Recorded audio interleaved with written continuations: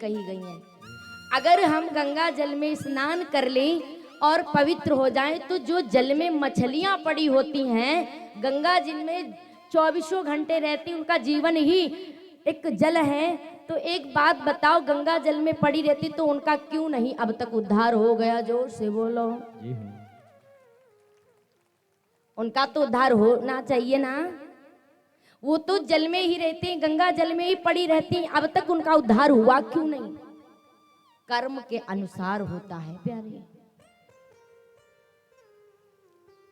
मन यदि पवित्र है, तन पवित्र है, तो आपको गंगा स्नान करने की आवश्यकता नहीं पड़ेगी।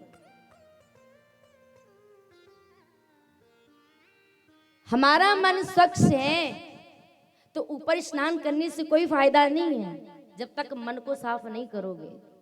ऊपर से अच्छा बढ़िया लगा लिया, नहा लिए, अच्छे से साबुन सोडा न लगा के एकदम से परफ्यूम और फिल्म छिड़क लिए और निकले गली में खुशबूदार, और दिल देखा तो बड़ा काला, ऊपर से गोरा अंदर से काला।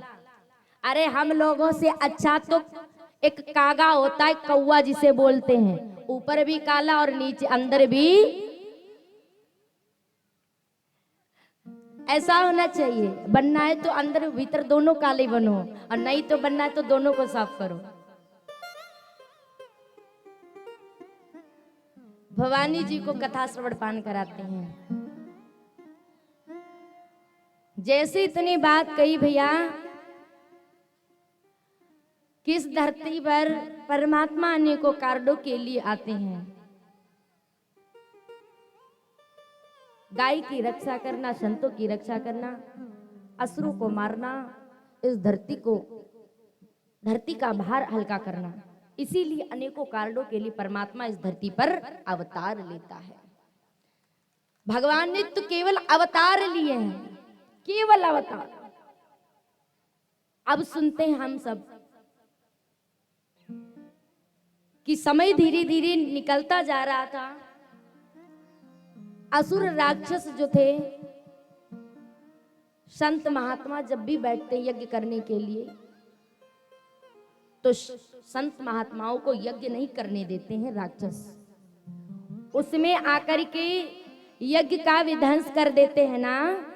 और जब विध्वंस कर देते हैं तो संत महात्मा बड़े परेशान हो जाते हैं। परेशान इसलिए हो जाते हैं कि मुझे ये राक्षस जो है ना, ये यज्ञ नहीं होने देते, इसीलिए बड़े परेशान रहते हैं।